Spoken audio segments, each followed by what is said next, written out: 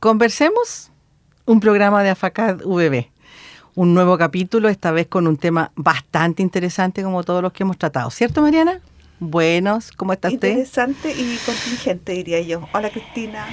Interesante, no sé si contingente. Al invitado, no, saludemos al invitado al tiro porque prácticamente es de la casa el invitado. Si está afuera hace muy poquito tiempo, así que viene relajado, tú lo ves.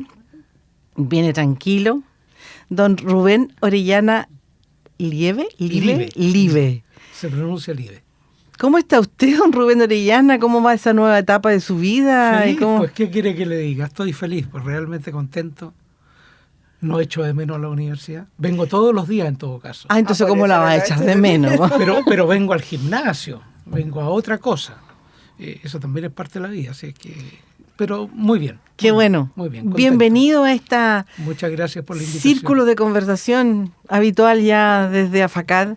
Estamos aquí intentando conversar de temas interesantes para la comunidad universitaria, dando un puntapié a la conversación educacional. Y en este momento el tema, como dice Mariana, muy contingente, tiene que ver con las auditorías, que ya llevamos varias, de la Contraloría General de la República. Ciudadanía ya lo sabe porque hemos estado en la prensa, los impactos que ha tenido tanto externos como internos y los desafíos futuros que tenemos como institución. Bueno, para no aparecer más en la prensa con este tipo de cosas. Yo creo que esa es la meta final, ya no cortar con esto de aparecer en la prensa. Y partimos la conversación realmente con un tema, ¿cómo desde tu mirada, porque estamos hablando de que eres contador auditor, conversábamos hace poquito rato, que te asentaste en la Contraloría Interna de la Universidad del Biobío durante 36 años, así que no hay poco conocimiento institucional en su cabecita. Entonces queremos aprovecharnos un poco de eso y de tu habitual, digamos, imparcialidad para evaluar los temas universitarios desde, como digo yo siempre, desde sus luces y sombras. Nos hace mal focalizarnos solo en las luces y nos hace mal focalizarnos solo en las sombras. Así que, ¿cómo aprecias tú, desde ya la tranquilidad de tu hogar, que son los impactos, vamos a partir por los impactos externos primero de esto que nos ocurre como institución con respecto a las auditorías de la Contraloría? Primero,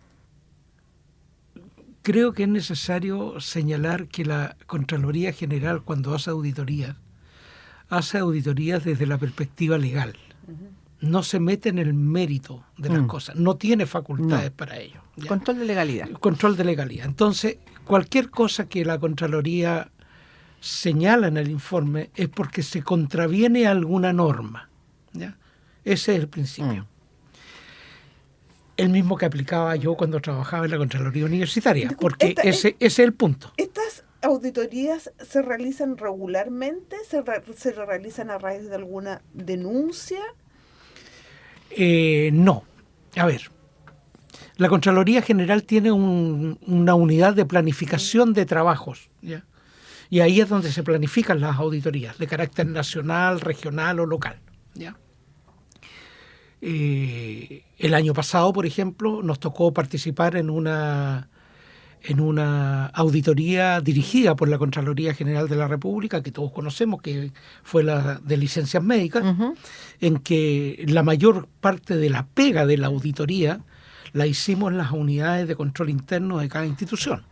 Y lo que hizo la Contraloría General fue supervisar esa auditoría, reunir los antecedentes y consolidarlos en un informe de auditoría, que son los conocidos SIC, donde nosotros también fuimos observados por algunos incumplimientos en relación con esa materia de algunos funcionarios. Sumarios que están recién terminando, supe. Sí, no conozco yo los sumarios, o sea, yo me enteré mientras fui funcionario de la Contraloría Universitaria que se ordenaban los sumarios, porque los sumarios son secretos, ¿ya? Y tú no tienes acceso a él hasta que una vez se ha dispuesto la medida final, porque ahí se hace público el decreto. Es todo lo que yo conozco, y me fui a fines de mayo, No conozco los resultados de los sumarios, sé que se dispusieron, se O sea, ordenaron. me equivoqué, los que están cerrándose son los de casino. Licencia médica y asistencia a casino. Es que está bajo el mismo principio, ¿ya? La auditoría era sobre licencias médicas, Sí. y cubrió un periodo determinado de tiempo. Y eso lo cruzaron con algunas prohibiciones, ¿ya? La de salir fuera del país y la de asistir a casinos, ¿ya? Pero todo nace desde las licencias médicas.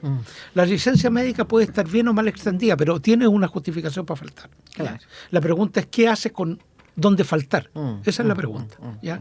Y eso es lo que la Contraloría ha interpretado, que es una falta a la probidad respecto a aquellas personas que han salido del país o que han asistido a casinos. Oye, ¿y cuál es el alcance? O sea, porque en el caso de algunas de las auditorías de las que nosotros hemos sido objeto y de los informes que han salido a propósito de esas auditorías, son faltas que persisten, o sea, que no son de ahora, sino que son de varios años y que han habido auditorías anteriores que las han detectado. Entonces, mi pregunta es, la Contraloría te audita, emite un informe, pero ¿por qué eso después se repite o sea, ¿qué alcance tiene? ¿Qué sentido tiene esa auditoría si después si se repite? ¿Qué poder sancionatorio hay, digamos? ¿A qué nos obligan esa? Mira, desde el mundo de la Contraloría Universitaria, te voy a hablar de la pega que yo hacía. Revisábamos, tenemos calendario, un programa de auditoría anual que puede ir cambiando porque la vida es dinámica, las auditorías son dinámicas, qué sé yo, las contingencias te obligan a cambiar temas de repente. Entonces tú generas un plan de auditoría, haces un proceso de revisión, en el caso nuestro también legal, ¿verdad? Pero metiéndonos un poquitito más allá de esta historia, evaluando el control interno, las funciones, las dotaciones, que van un poco más allá de lo estrictamente legal, ¿ya?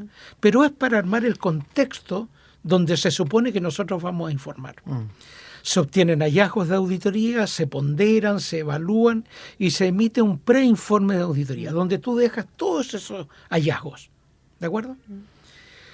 Pasa un cierto tiempo, un plazo que se le otorga a la autoridad correspondiente para que responda ese informe, porque en el camino pudieron haber tomado decisiones, claro, haber hecho correcciones, y eso permite levantar las eventuales observaciones o las observaciones que están planteadas en ese preinforme.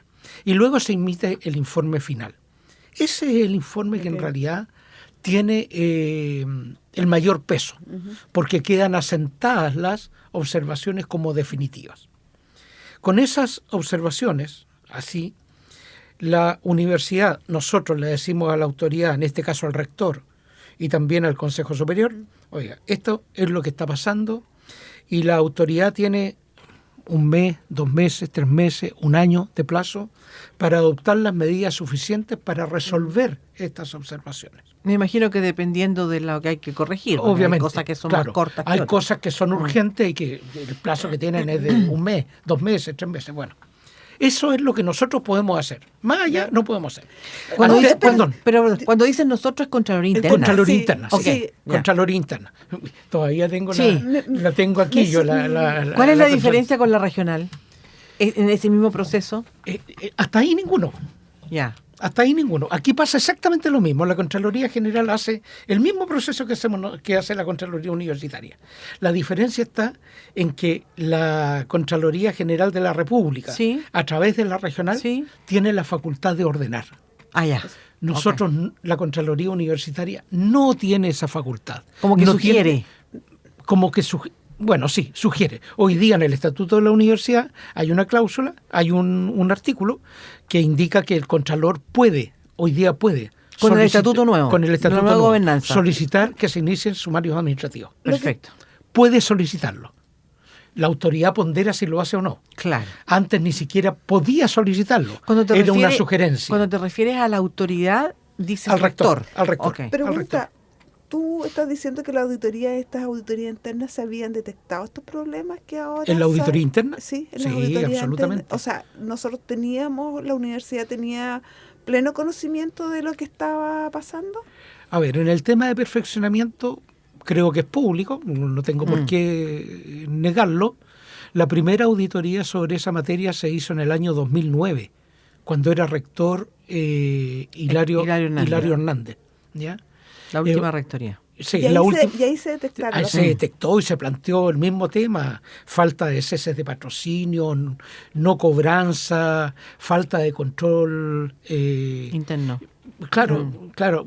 Sí, cuando hablamos de falta de control me refiero al control interno.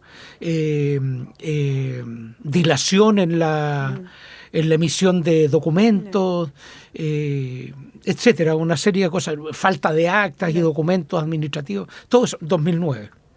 En el 2011 hicimos una nueva auditoría, un repaso. O sea, vamos a mirar qué hicieron, ¿verdad? En esa época éramos solo 2 auditores. Todavía estamos hablando a nivel interno. Estamos hablando a nivel interno. Estamos hablando a nivel interno. Entonces, después de 3 años hicimos la auditoría. Mira, yo creo que no es una exageración decir que si yo le cambiaba la fecha del informe y lo presentaba de nuevo, era lo exactamente mismo. El mismo. Sí, con muy pocas variaciones. En esa época creo que ya era vicerrector 2011. ¿Vicerrector académico o rector? No, rector. Era rector Héctor Gaete en 2011. Gaete, sí, no, estoy perdido con los periodos. Yo diría que Héctor Gaete es del 2006, 2010, 2014, 2018. O sea, entonces, el 2006... No, perdón, entonces estoy equivocado en los años. ¿Cuándo te dije el 2009? 2009. No, en el 1999. En la primera auditoría. Ya, interno. Luego en el... Ese periodo fue de Hilario Hernández. Sí, ese sí. Luego la auditoría creo que la hicimos en el 2005, 2004, 2005, porque pasaron como 6 años. Sí, una cosa así. Claro. Luego en el 2009, luego en el 2011, luego en el 2015. Ahora, el 2017 viene la Contraloría. Tú dices que podías repetir el informe, sí, pero claro. la cuantía de la falla, no era la... O sea, el no. problema se iba profundizando, Sí, ¿no? claro. Pero había algunos aspectos que nosotros no vimos en esa auditoría. Por ejemplo, no cuantificamos las deudas. ¿Ya? Sabíamos que existían los deudores. Claro. Pero y que iban creciendo. Que ahora la Contraloría General sí lo hizo, sí, cuantificó. O sea, claro, le pidió a la universidad, oiga, dígame cuántos son. Claro, ¿ya? claro. Nosotros intentamos eso, pero no lo conseguimos. Pero sí sabíamos quiénes estaban en esa situación. Y después nos encontramos con situaciones que estaban corregidas, pero que en el informe seguían como pendientes porque la administración, en este caso la Dirección de Recursos Humanos o Contabilidad, no informaban a las demás unidades para cerrar el círculo. Entonces, oye, ¿y cuándo lo detecta la Contraloría Externa, digamos? La Contraloría Externa viene por una denuncia. Ah, fue por denuncia. Sí, cuando se retiró Julio Sánchez, que fue jefe de personal de Chillán. Era el jefe de personal del departamento del departamento personal de Chillán. Sí. Y a él lo cambiaron, no recuerdo qué rector, lo cambió de unidad. Lo sacó de jefe y él no aceptó eso y se fue, y tiempo después mandó una denuncia a la Contraloría con toda la información que él tenía sobre perfeccionamiento, sobre control de asistencia de los académicos. Mira, larguísimo. ¿Y eso cuándo fue? Eso fue en el 2017. Y ese año vinieron a una investigación preliminar, vino un auditor que se llama Jorge Ulloa, se me olvidó el segundo apellido, porque le gusta que se lo digan, al que yo tuve como alumno en un diplomado. Y Jorge revisó toda la línea de denuncia de Julio. Y se fueron, emitieron un breve informe de la estadía y tiempo después llegaron con la auditoría de perfeccionamiento que hizo él, el mismo investigador. Por eso, a eso viene mi pregunta. Si la Contraloría detectó esto el 2017, dijiste 2018, me imagino que salió en ese minuto el informe. Sí, claro. O sea, ¿qué poder tiene o sea, qué significa en el fondo? Que la Contraloría, o sea, ¿nos obliga a algo? ¿Y por qué no sucedió, digamos? Bueno, esa es la pregunta a la que yo no tengo una respuesta concreta. O una sanción moral nomás. No. La Contraloría tiene poder coercitivo, por lo tanto tiene la posibilidad de exigirte que tú hagas cosas. ¿ya? Y si no exigiera que hay una multa, ¿qué porque si faltas a la legalidad, ¿no? lo que van a pedir es que hagas ordenar un sumario. ¿Y ese sumario a quién? A los que resulten eventualmente responsables. Podría estar dirigido de manera personal.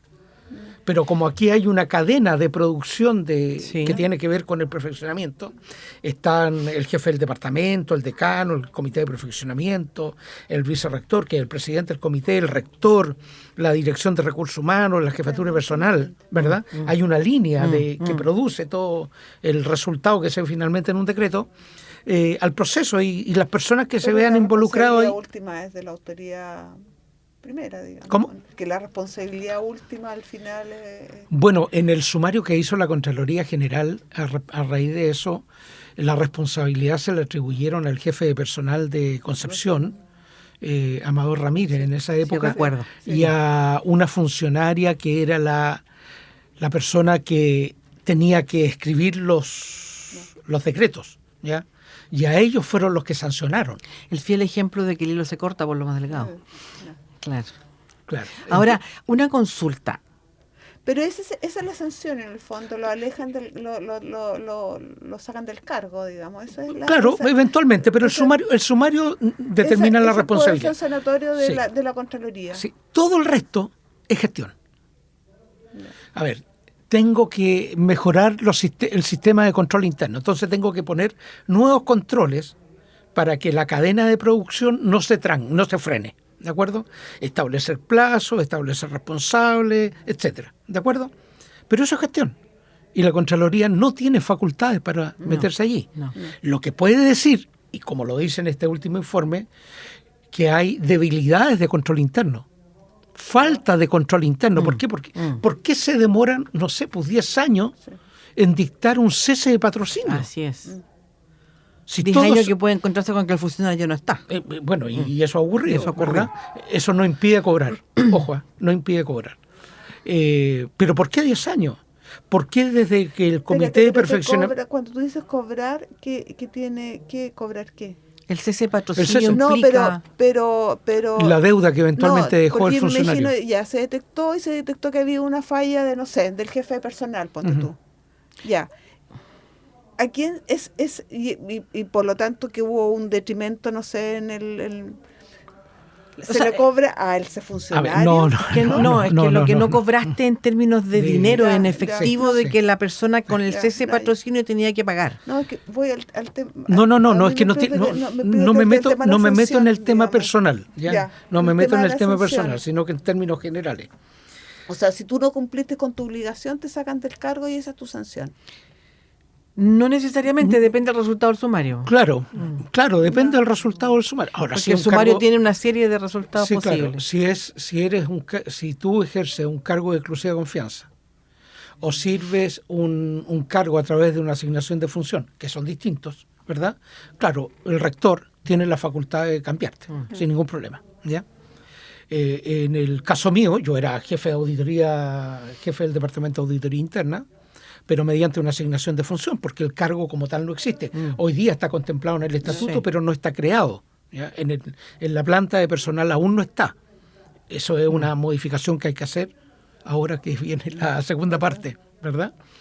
Y el rector en cualquier momento podría haber dicho, sabe que yo ya no confío en el trabajo que hace Rubén en auditoría interna porque no ha sido capaz de prevenirnos respecto de todo esto que está pasando. Por lo tanto, yo quiero que se vaya, al departamento de contabilidad. Eso lo podía hacer perfectamente bien, sin ningún problema. Está dentro de sus atribuciones. No, a lo que yo iba era que ¿cobrar qué?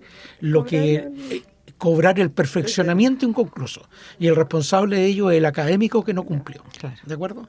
Más allá de las razones, él es el que no cumplió. Por lo tanto, a él el que se le puede cobrar. Y aun cuando no esté en la universidad. Porque tenemos un título ejecutivo que se llama pagaré, y ese pagaré lo podemos protestar y lo podemos perseguir por la vía del tribunal. Pero el pagaré tiene prescripciones también. Sí, claro, pero eso no impide cobrarlo. ¿Ya?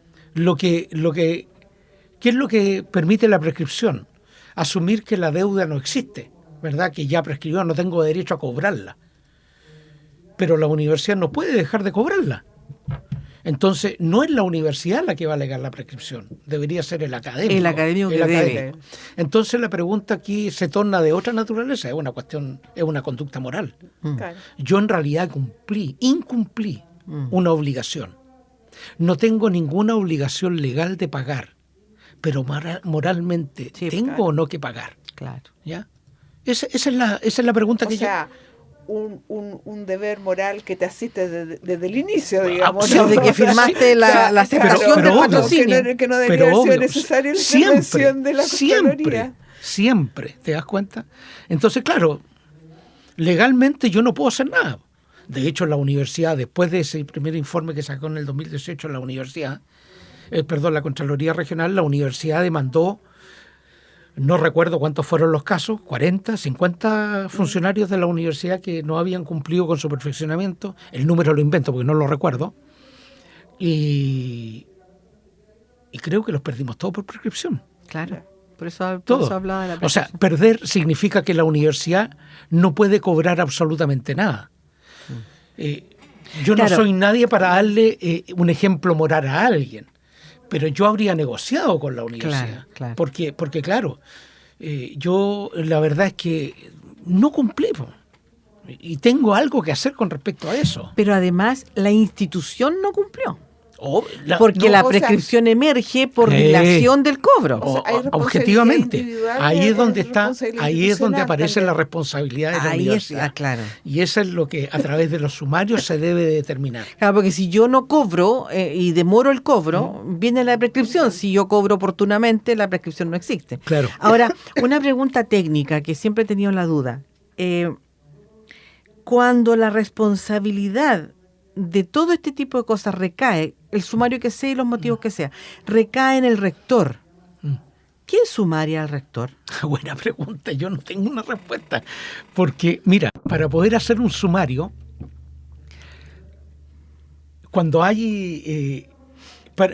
a ver, el sumario se puede hacer, Sí. ¿ok? Pero hay algunas trabas, algunos impedimentos. Sí. Primero, que el fiscal tiene que tener igual grado, mayor grado Que el sumariado. que el sumariado. Y en el caso del rector no tenemos a nadie. ¿Ya? Por lo tanto, el prorector no podría... El prorector debería inhabilitarse, además. ¿ya? Sí, pues, designado por el- Debería inhabilitarse. Entonces, aquí lo que debería ocurrir es que, o sea, la Contraloría General de la República o la universidad le solicite a algún funcionario público de otro servicio que haga las veces de fiscal y que tenga la categoría que tiene el rector. ¿Te das cuenta? La cosa es difícil. Lo otro, a lo mejor ni siquiera hay que hacer un sumario. A lo mejor si se determina, o sea, bueno, que eso se prueba a través de un sumario porque tiene que haber pruebas. Pero si objetivamente uno se percata de esto y hay una omisión, un error, una falta del rector, bueno, están las causales de destitución que aparecen en el estatuto a las que puede acudir el Consejo Superior. ¿Ya? Pero ninguno del Consejo Superior podría ser fiscal. No. ¿Te das cuenta? Pero igual tendría que haber un sumario. Eventualmente sí. Sí. Claro. Pero podría no haber un sumario para las causales de destitución porque están establecidas, están tipificadas. Ok. Notable abandono de deberes, por ejemplo, invento porque no me acuerdo. Claro, ¿ya? claro. Notable abandono de deberes. ¿Se puede demostrar? Sí, a ver, mire, usted no ejerció las acciones que tenía que ejercer durante... Por esto. ¿Está aprobado dónde? En el informe de auditoría interna, en el informe de la Contraloría Regional, en el informe final de la Contraloría General de la República. Ahí están, ahí está demostrado. Y el rector, no, ¿te das cuenta? Eso podría ser una opción, pero yo no digo, oye, sí, esto es lo que hay que hacer. No. No, sí, estamos pensando de manera más general, digamos, no solamente la auditoría de perfeccionamiento, sino que también las auditorías previas que teníamos con el tema de los parentescos, el tema de las licencias, todo este tema que viene, digamos, generando ruido de que yo creo que también tiene que tener algo de efecto de Dorothy Pérez, pero Eso mismo iba, o sea, ¿cuál es el efecto de Dorothy Pérez ahora?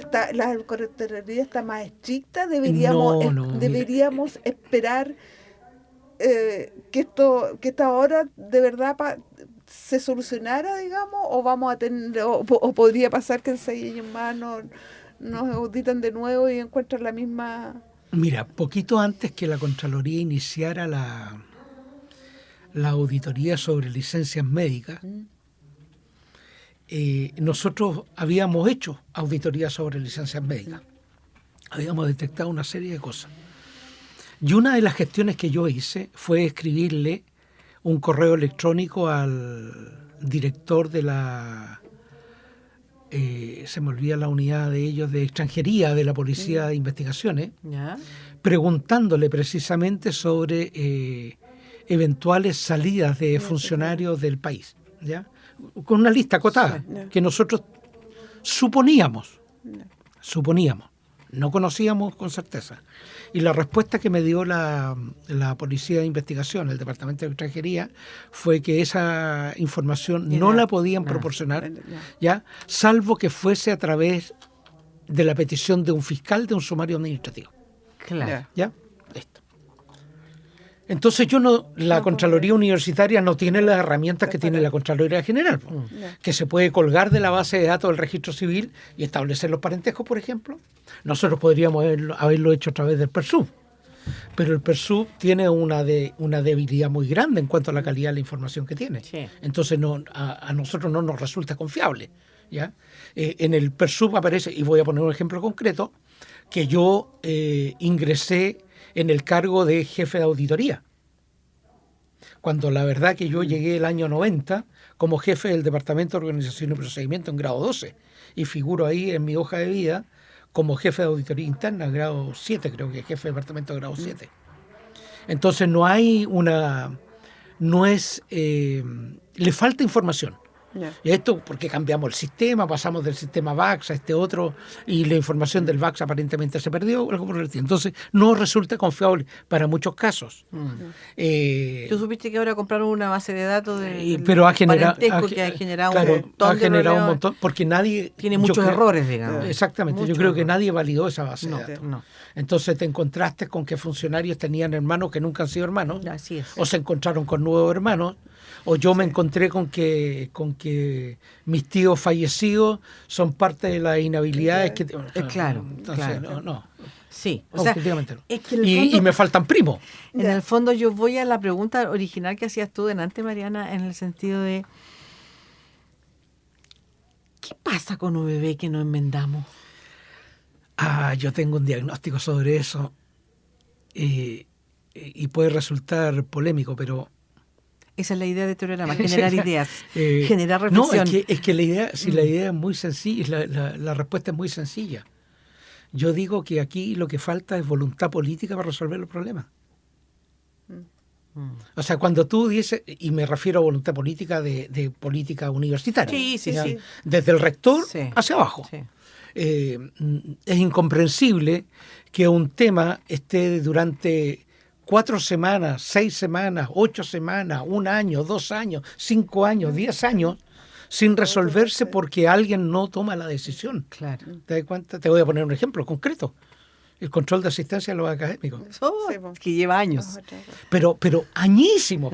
Eso nosotros lo hicimos ver en una auditoría hace un montón de años. El rector Benito Maña, cuando era decano, parte del consejo académico, él estuvo a cargo de estudiar un reglamento, una cosa. Oye, dejó de ser decano hace un montón de años, ¿ya? Y todavía esa cosa no se resuelve. No, piensa que ahora hace meses se formó una comisión en donde se iba a determinar la forma del registro de asistencia de académicos. La comisión entregó ya un proyecto, entregó una alternativa, entregó una propuesta que lleva 2 meses durmiendo el sueño lo justo, que tampoco se implementa. Entonces, bueno, la pregunta es ¿por qué? Claro. ¿Te das cuenta por qué? Hablamos de la voluntad política. ¿Pero tú crees que está centrado solo en la voluntad política el hecho de no enmendar? No. A ver, cuando yo digo falta voluntad política es porque no se toma decisión. Sí. ¿De acuerdo? Sí. Pero también hay una serie de trabas que el propio sistema ha ido generando, ¿ya? Por ejemplo, tú trabajas como odontóloga en el Departamento de Salud, entonces yo te voy a pedir que también atiendas a los funcionarios. No podemos. Sabemos que no podemos. Sabemos que no podemos. No te voy a pedir eso. No te voy a pedir que cometas una ilegalidad. Pero te voy a pedir que atiendas también a los pacientes que están asignados a tu colega porque ella no puede. hoy día, ya, mañana pasado. Entonces tú dices, ya ningún problema, pero si me los pagan extra. Ya. Eso es lo que yo denomino la tiranía de las asignaciones de ajuste, Así es. o por las horas adicionales. Decreto 50 Entonces, del año 90. Ese es el instrumento. El instrumento que permite pagarlo. Entonces cualquiera hoy día deja de hacer cosas esperando que le paguen más. Claro. Algunos incluso hasta se niegan. Claro. Entonces, y yo te lo digo porque a mí me lo plantearon un montón de veces. Sí. ¿Qué hago yo respecto a esto, por Rubén? Claro. Sencillo. Intrúyele mediante un correo electrónico que tiene que hacer tal o cual cosa. Y que ella te responda que no quiere. Y tú insistes. Bajo esa medida tú tienes una herramienta concreta, demostrable, para poder bajarle la calificación a ese funcionario. Te iba a decir, pero somos todos funcionarios ejemplares. La universidad tiene los mejores funcionarios del país. Y tú, ¿cuántos directivos, profesores, jefes de carrera, directores de departamentos se han quejado de sus secretarias? No, esta secretaria, que olvídate que yo, claro, yo, no, ya, cámbiamela, aquí te la devuelvo. Yo la primera pregunta que le haría, ya, ¿con cuánto la calificaste la vez pasada? Con un 10, un 100. Tenemos los dos escenarios ya. Ah, sí. Tenemos el escenario de los funcionarios que no quieren hacer las cosas si no le pagan las asignaciones adicionales, pero también tenemos a las jefaturas que quieren funciones adicionales y van engrosando las descripciones de funciones para que el funcionario se haga cargo. Y termina un funcionario a veces sobrecargado por descripciones de funciones. Pero fíjate que eso ocurre particularmente con aquellos funcionarios que son eficientes. Y que son buenos funcionarios. Así es. Porque tú le recargas la mano a ese funcionario porque tú pides que... Yo, bueno, no quiero ser autorreferente, pero cada vez que en el departamento de auditoría necesitábamos hacer algo, el primero que estaba allí era yo, ¿te das cuenta? Y las auditoras, bueno, las auditoras tienen un horario, tienen una función que cumplir. Si yo les pido, oye, por favor, se pueden quedar, pero no tengo cómo pagarle hora extraordinaria. Ellas de muy buena disposición, pero ahí hay un compromiso. Compromiso que yo no veo en muchos funcionarios de la universidad. Claro, esa situación tiene mucho paño que cortar, tenemos un clima complicado laboral, tenemos un resentimiento institucional más o menos importante, pero dale nomás, Mariana, volviendo volver al tema. Al efecto Dorothy, sí. Porque si bien ya, puede ser, pero sí ahora esto se publica en la página web de no sé si antes, pero las últimas veces que hemos salido porque se publica en la página web de la Contraloría General. De la Contraloría, y de ahí se agarran los medios y como que ya ahora tienen otro cariz las cosas, porque parecemos en los titulares. Sí, es más mediático, sí. Es más mediático. Sí. Bueno, el del 2018 también salió en la prensa. No. En esa época eran algo así como 6.000 millones. Sí. Ahora estamos hablando de 4.000 y tanto, y la verdad que son 380 aparentemente los definitivos. ¿Sabes lo que me pasa a mí con eso? Un chiste aparte, porque para amenizar la cosa. Lo que me pasa a mí con eso, no sé si se acuerdan ustedes del chiste que se hizo popular en Viña cuando pillaron a alguien con varios kilos de coca. Ese es el chiste del bombo fica. Sí, claro. Y que llega después a tribunales, pero sí un papelillo. ¿Qué le vamos a hacer por un papelillo? Claro. me suena como lo mismo. Se diluye. Claro, sí, como que se diluye la falta, que la falta es la falta, porque baja de 4.000 millones a 300.000. O sea. Claro, pero ese chiste lo que intenta mostrar es... Y yo veo otra cosa, es como cuán corrupto es el sistema hasta llegar al juez. Claro. O sea, que no hay eslabón que no se haga cargo, que le saque un poquito de eso. Claro. Y parecen chistes la cosa, pero en el fondo tiene un trasfondo distinto. Claro. En este caso de la... Es que van cayendo por prescripciones. Sí, claro.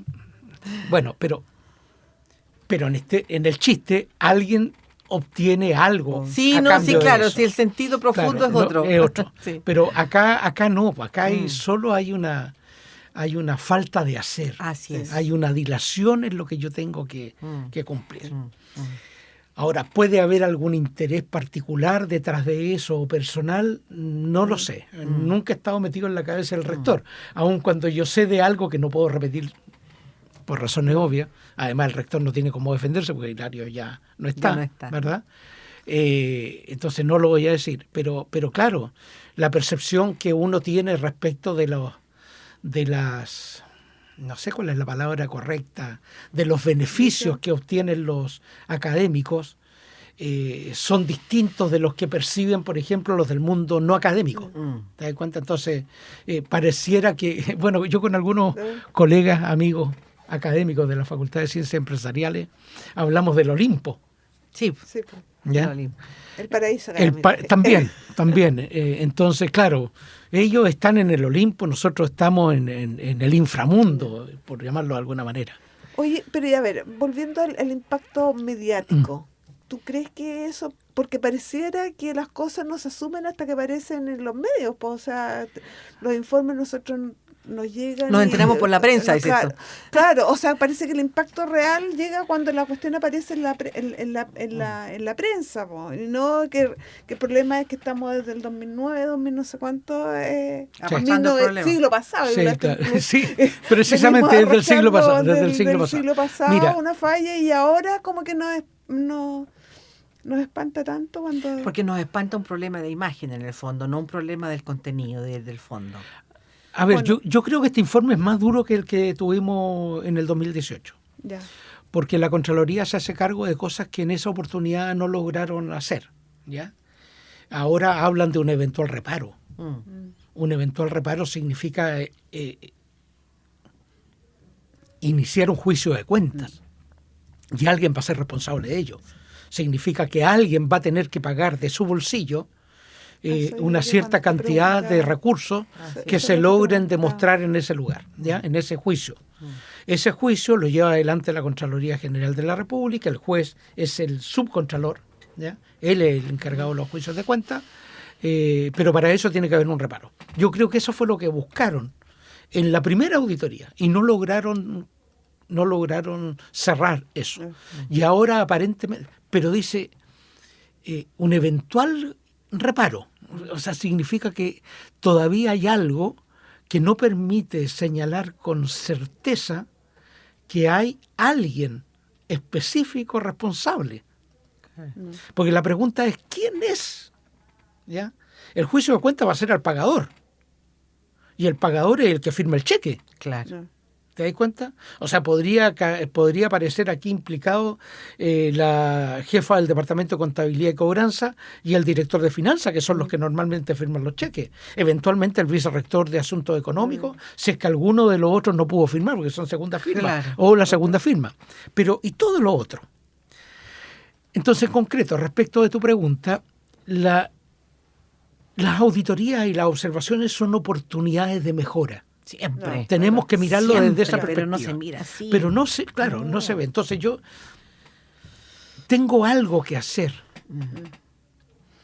En nuestro informe nosotros le decimos seguimiento en el mes de, no sé, el mes de octubre del 2026. Esto se lo dijimos en enero, marzo. Entonces tienes 10 meses para resolver.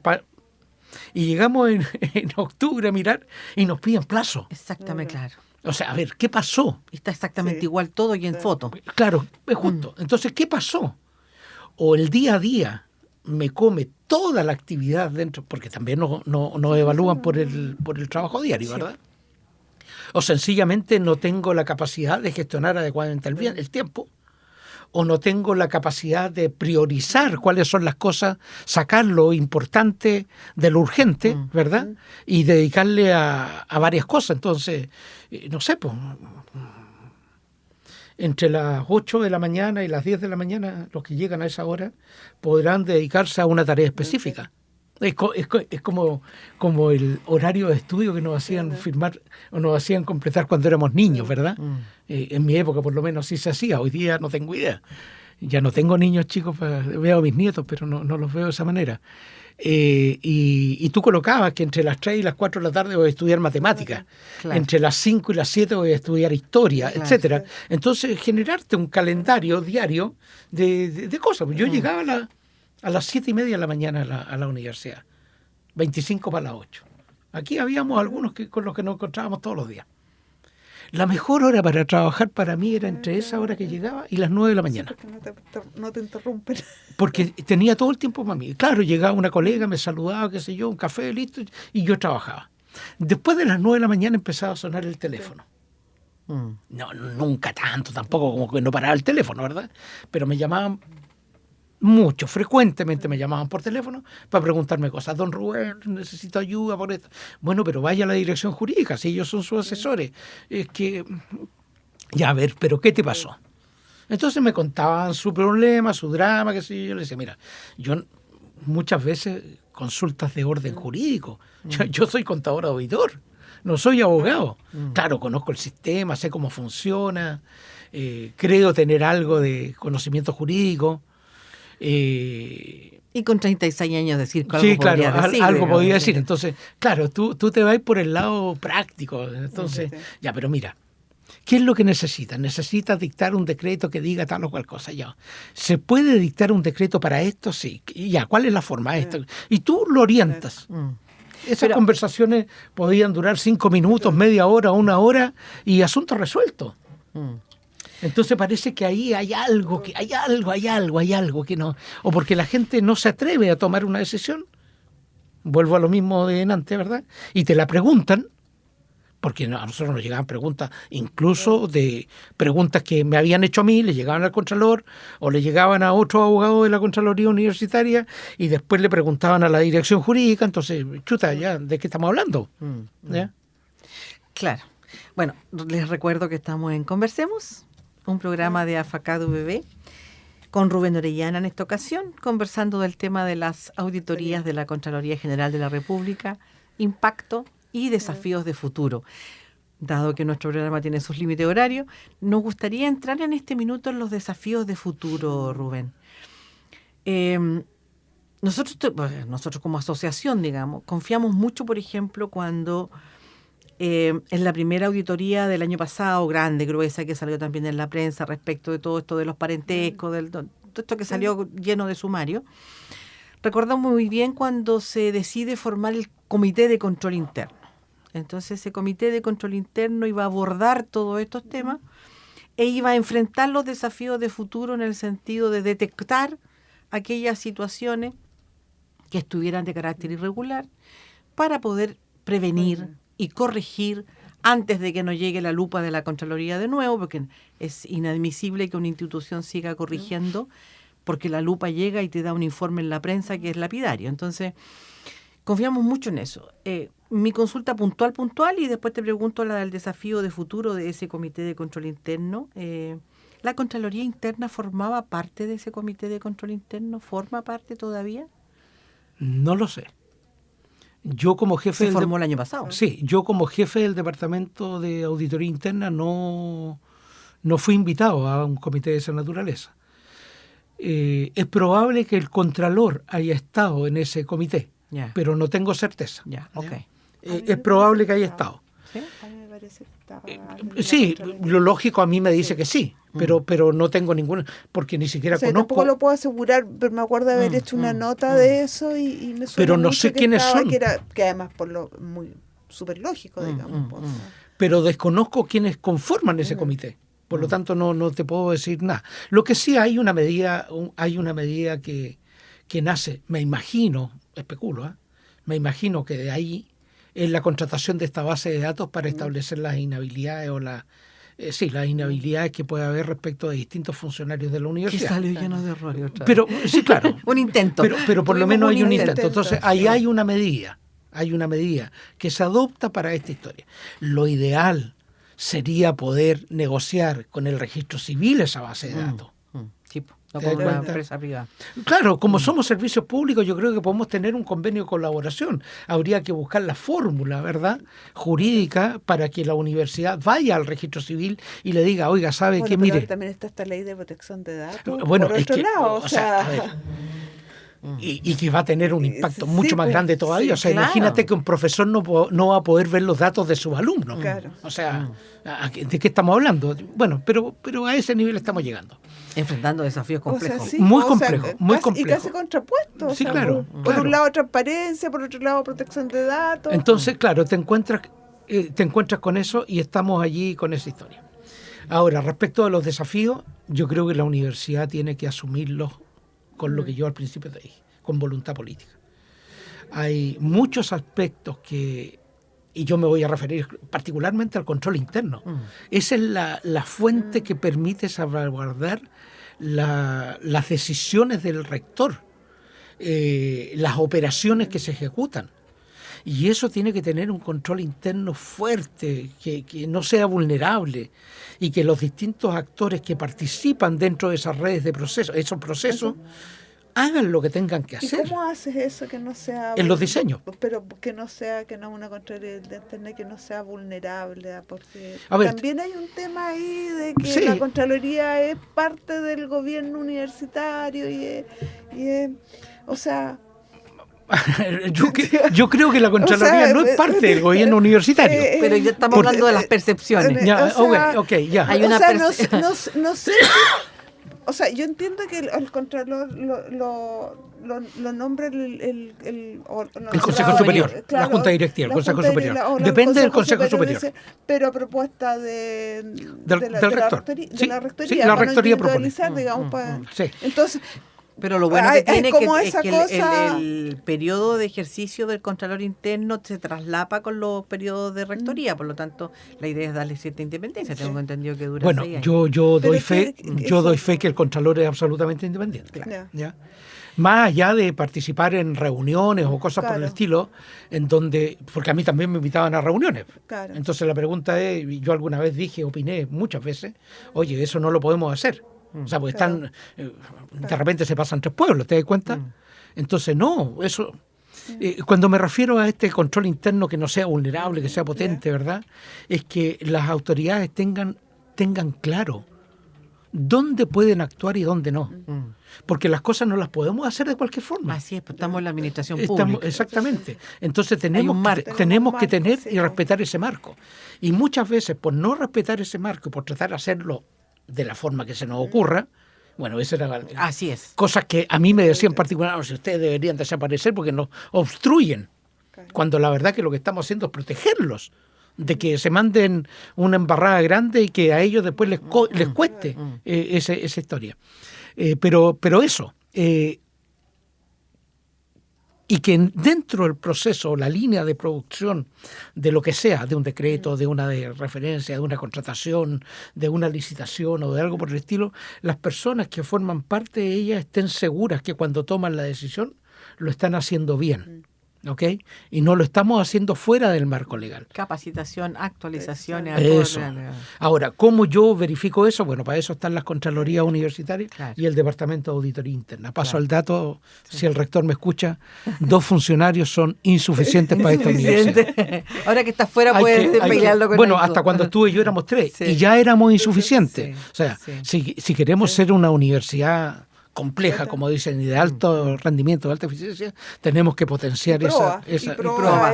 Absolutamente todo. Ahora, la última pregunta, porque me nace esta inquietud de cómo logramos un control interno fuerte, serio, responsable, para ser una institución, como dices tú, proba y respetando la ética pública. ¿Cómo logramos hacer eso en una institución que hasta la hora, yo participo en muchos canales y siempre se percibe que cuando tú pones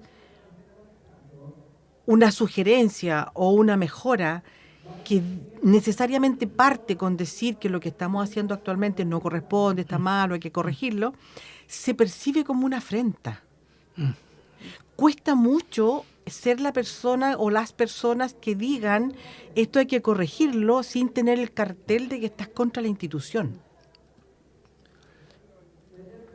Sí, yo creo que muchas veces se percibe de esa manera. O sea, más que contra la institución se percibe como algo personal. Claro, bueno, o sea, sí. Claro, no, pero no más se percibe como que tú estás tratando de hacer un aporte a la institución, sino que como que tú me estás atacando. Estás atacando a mí. Sí. Esa es una realidad, porque a nosotros nos pasa. Sí. No, a mí me pasaba. O sea, termina siendo persona no grata. Al final. Claro, entonces, bueno, sí, por lo que yo te digo, o sea, que alguien te diga, oye, ¿cuándo te vas? Me voy a fines de mayo, ya voy a pedir que te apuren y yo te pago incluso. ¿Te das cuenta? No sé si es chiste o no. Claro. Pero en el fondo ya déjate de molestar. Yo ya lo estoy escuchando. déjate de molestar. Entonces te encuentras con esa realidad. La situación pasa por cómo se comprometen los funcionarios. Creo yo eso. ¿Ya? el que tú hagas una sugerencia o hagas un reclamo incluso, ¿ya? Porque sabemos que hay cosas que son indebidas y los funcionarios se reclaman, algunos con justa razón, ¿verdad? No sé, por lo menos responde. Claro. Mariana, me quejo porque en la última nota pusiste que yo era contador auditor de la universidad de tal parte, pero no pusiste que era acá de este otro lugar, ¿ya? La persona lo que menos, a lo menos una respuesta. A lo menos una respuesta, ni siquiera eso. Ahora hay que, no es excusa en ningún caso, porque creo que como universidad tampoco lo podemos, hay que decir también que hay un ambiente general social, digamos, que es de menos compromiso por la y de desconfianza. Claro, pero claramente el corolario de esto es cuando alguien le diga, mira, parece que esto hay que mejorarlo, escuche. No es contra usted ni es contra nadie, es una situación que tal vez merezca ser, como dices tú. Preste atención porque aquí puede haber algo, una oportunidad de mejora, efectivamente. Claro. Eso es. Muchas gracias, Rubén. Siento que nos quedamos cortos, siento que vamos a tener que, parece que en un tiempito más, planificar otro programa porque se hizo corto para tratar el tema probidad, transparencia y ética pública de la UBB. Se requiere como un año de conversación. Un año de conversación y tal vez más, porque también hemos generado una cultura que es proclive, digamos, a normalizar algunas cosas que no debieran estar normalizadas. Así que gracias, porque también la conversación fue muy enriquecedora. Debo decir que las expectativas mías al menos están totalmente satisfechas, esto de poder conversar objetivamente sobre temas, que es lo que pretende el programa Conversemos, de miremos todas las cosas desde varias perspectivas. No nos aplaudamos tanto porque sí tenemos cosas que mejorar y además es un desafío, es una cosa entretenida tener desafíos para el año siguiente. Esa cosa de decir está todo bien y todos los años lo hacemos igual, llega a ser hasta fome. Así que gracias, Rubén, por la objetividad de la conversación y por poner toda tu experiencia a la reflexión. Yo quiero agradecerle la invitación, la verdad que yo venía un poco preocupado, ¿eh? la verdad, porque no sé hasta dónde uno, desde el rol que yo tuve dentro de la universidad, puedo expresar algunas cosas. Pero me gustó la conversación, estuvo entretenida. Todo lo que yo he conversado aquí es público, están en nuestros informes, de alguna manera plasmados allí. Pero quiero hacer un alcance respecto de tu última frase. No solo aplaudirnos, yo creo que tenemos que aplaudirnos en todas aquellas cosas que son buenas. Así es. Y mucho de eso. Nuestros informes están hechos de una manera negativa, no negativa, están hechos de una manera en que ahorre hojas de escritas, ¿ya? Entonces, el párrafo inicial de la auditoría, salvo que no sea así, dice que la universidad, que los procesos se desarrollan dentro del marco legal, salvo en aquellas situaciones que se describen a continuación. Claro. Lo ideal es que no haya nada debajo de eso. Y en algunas ocasiones hemos hecho auditorías con un informe de 1 página, de 2 páginas, de 40 páginas, ¿ya? Pero eso es lo normal. La mayoría de las cosas se hacen bien. Lo que ocurre es que la forma en cómo está escrito, claro, parece aquí está todo malo. No, la verdad que no es así. Una auditoría es para poner los puntos sobre las cosas que hay que mejorar. No tengo el número, lamentablemente no tengo el número, pero ¿cuántos académicos ha perfeccionado la universidad desde que partimos con este cuento? Y voy a inventar. ¿500 funcionarios? ¿500 académicos? ¿Cuántos son los académicos que no han cumplido el perfeccionamiento? Y te das cuenta que serán 50. Así es. Entonces el porcentaje, hay que ver el vaso medio lleno y no medio vacío. Pero dentro de ese escenario, que yo lo comparto plenamente, tampoco hay que dejar de ver lo que hay que corregir. Eso es lo que hay que corregir. Eso es lo que hay que corregir. Pues, si somos buenos, podemos ser excelentes. Y podemos ser mejores. Sí, efectivamente. Ese es el desafío. Esa es la idea. Siempre se puede mejorar. Siempre se puede. Gracias también, Mariana. Bueno, Rubén. Sí, será gracias, Rubén. Hasta el próximo capítulo de Conversemos, un programa de AFACAD UBB.